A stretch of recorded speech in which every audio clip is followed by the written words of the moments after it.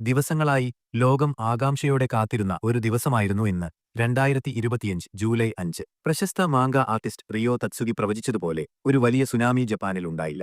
1999 പുറത്തിറങ്ങിയ വാട്ടാഷി ഗാ മിതാമിറായി എന്ന തത്സുഗിയുടെ മാംഗ പുസ്തകത്തിൽ 2011 ടോഹോഗു ഭൂകമ്പം ഉൾപ്പെടെയുള്ള ചില സംഭവങ്ങൾ പ്രവചിച്ചിരുന്നുവെന്ന് കരുതപ്പെട്ടിരുന്നു. ഇത് അവരുടെ പുതിയ പ്രവചനത്തിന് വലിയ പ്രചാരം നൽകി.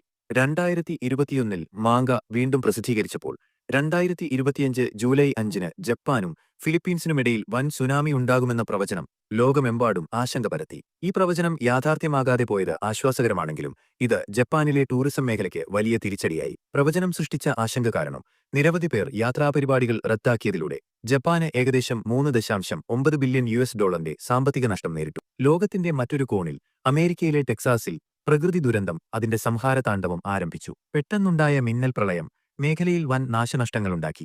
ഈ പ്രളയത്തിൽ ഇതുവരെ 13 പേർക്ക് ജീവൻ നഷ്ടപ്പെട്ടു. ഇതിൽ ഏറ്റവും ദാരുണമായ വാർത്ത 20 കുട്ടികളെ കാണാനില്ല എന്നതാണ്. ഇവരെ കണ്ടെത്താനുള്ള ഊർജിത രക്ഷാപ്രവർത്തനങ്ങൾ പുരോഗമിക്കുകയാണ്. പ്രളയബാധിത പ്രദേശങ്ങളിൽ വലിയ നാശനഷ്ടങ്ങൾ സംഭവിച്ചിട്ടുണ്ട്. ആയിരക്കണക്കിന് ആളുകളെ മാറ്റിപ്പാർപ്പിച്ചു. പ്രവചിക്കാൻ കഴിയാത്ത പ്രകൃതി ദുരന്തങ്ങൾ മനുഷ്യജീവിതത്തിൽ വരുത്തുന്ന വലിയ ആഘാതത്തിന്റെ ഓർമ്മപ്പെടുത്തൽ കൂടിയാണിത്.